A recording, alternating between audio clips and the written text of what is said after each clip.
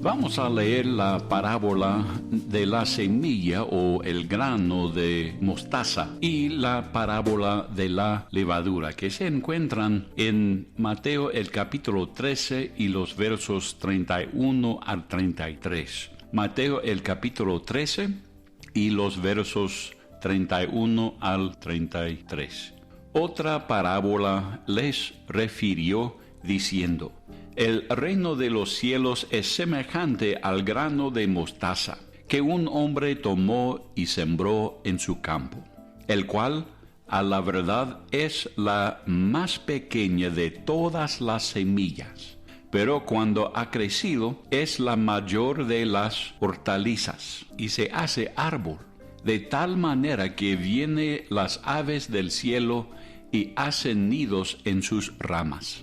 Otra parábola les dijo: el reino de los cielos es semejante a la levadura que tomó una mujer y escondió en 3 medidas de arena, hasta que todo fue leudado. Aunque esta parábola fue dada a Israel, es mi convicción que Jesús mira más allá del rechazamiento del reino por los judíos y habla del aspecto del reino que es la iglesia. Algunos enseñan que es una ilustración de los propósitos de Dios para la nación de Israel. Según esta interpretación, el pequeño remanente de judíos que entrará en el milenio crecerá rápidamente para ser la nación en la cual las otras naciones encuentran protección y seguridad como los aves en un árbol. Según los que enseñan que estas parábolas tratan solamente a la nación de Israel, la parábola de la levadura señala a la influencia del remanente fiel sobre las otras naciones durante el milenio. Aunque es cierto que Israel será la cabeza de todas las otras naciones y que el remanente evangelizará las otras naciones durante el milenio, no creo que Jesús señalaba a estas verdades con estas parábolas. Hay otros que interpretan estas parábolas y dicen que señalan a la buena influencia de la iglesia que al fin y a cabo vencerá todo mal en la tierra. Tal interpretación contradice el resto de las escrituras, incluyendo la parábola del trigo y la cizaña, que claramente enseñan que el mal y el bien coexistirán hasta que venga el Señor para juzgar todo lo que opone a Dios. Es mi convicción que estas 2 parábolas señalan al crecimiento contranatural del cristianismo y la corrupción de su doctrina que caracterizará la iglesia visible antes de la venida del Señor. Llego a esta convicción por comparar los símbolos usados en estas parábolas con su uso en otras partes de las Escrituras. La semilla es buena como en las otras parábolas y es semejante a la palabra de Dios y lo que produce. La semilla es muy pequeña y plantada por un hombre en su propio campo. Sin embargo, algo muy sorprendido y no esperado sucede. Se hace árbol. La planta de mostaza en la naturaleza puede crecer muy rápido y alto, pero no se puede describir como árbol. Una planta y un árbol son muy diferentes. La planta de mostaza en la parábola crece más rápidamente y mucho más grande que lo que es natural, y contrariamente a su naturaleza, llega a ser árbol en vez de planta. En la parábola del sembrador, Jesús describe la ave como el malo. Las aves que hacen nidos en las ramas del árbol anormal de mostaza ilustran que Satanás y sus mentiras encuentran un refugio de seguridad y descanso en lo que representa este árbol contranatural. En toda la Biblia, la levadura siempre representa corrupción y doctrina falsa.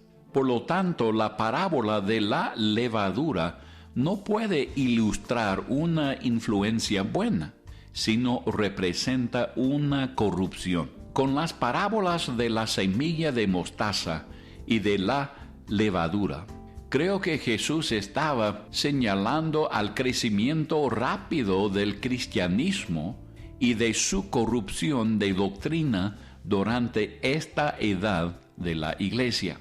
¿De dónde vino la iglesia apóstata? Brotó de la iglesia verdadera, que nació en el día de Pentecostés. La iglesia primitiva empezó con muy pocos individuos con un mensaje simple y puro de salvación por fe en Jesucristo. Desde aquel comienzo pequeño y humilde, brotó la conglomeración gigante de organizaciones y denominaciones que es el cristianismo. La iglesia visible, el cristianismo, es un refugio para doctrinas de demonios y corrupción de cada clase imaginable. La iglesia falsa, la gran ramera, declara que su raíz viene del comienzo pequeño en el día de Pentecostés. Pero lo que se ve hoy es muy diferente en naturaleza que la buena semilla de mostaza que fue plantada en aquel día. No debemos ser sorprendidos por el crecimiento grande o la influencia de la iglesia falsa hoy o en el pasado. Sabemos por leer Apocalipsis que Dios juzgará la gran ramera que es la iglesia apóstata. Sin embargo, debemos guardar contra la tendencia de pensar y actuar como la iglesia falsa. No debemos hacer el error de pensar que la congregación local tiene que ser grande y rica, o no está en la voluntad de Dios y no es exitosa en hacer la voluntad de Dios. No hay nada mal en tener una congregación grande que consiste de muchos hermanos en Cristo. Pero hay peligro cuando empezamos a sacrificar la enseñanza de sana doctrina para poder atraer a las multitudes. Hay peligro cuando empezamos a comportarnos como los impíos para poder ser atractivos para los impíos. Cuando el emperador de Roma, Constantino, abrazó la cristiandad se convirtió en el cristianismo, un reino de profesores de la cristiandad, pero no es un reino de posesores de Cristo. En aquel tiempo, cada ciudadano de Roma fue declarado ser cristiano simplemente por ser nacido romano y no por una fe personal en Jesús. Desde aquel tiempo, la iglesia visible empezó a crecer rápidamente y contra la naturaleza de la iglesia verdadera, la semilla de mostaza. La iglesia de Roma se fijó más en su poder político y sus riquezas materiales que en la pureza del mensaje simple de una fe personal en Jesucristo. Las aves de las doctrinas de demonios y la corrupción de la levadura de enseñanzas que contradicen la Biblia ahora llena la iglesia visible. Abandonó la cristiandad, que es las enseñanzas de Cristo, y llegó a ser el cristianismo, que es el reino de los profesores de Cristo. Nosotros, los creyentes verdaderos de la iglesia verdadero, que consiste de todos los que han aceptado a Jesús como su Salvador, por creer que murió por nuestros pecados, fue sepultado y que resucitó el tercer día.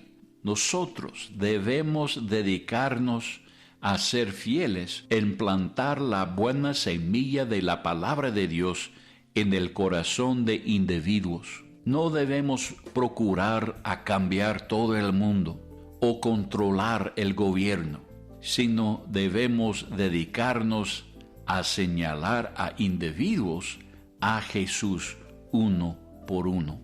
Si somos fieles para hacer nuestra parte de proclamar todo el consejo de Dios, la iglesia verdadera crecerá como debe, por el poder del Espíritu Santo, obrando en el corazón de individuos para salvarlos y cambiarlos a la imagen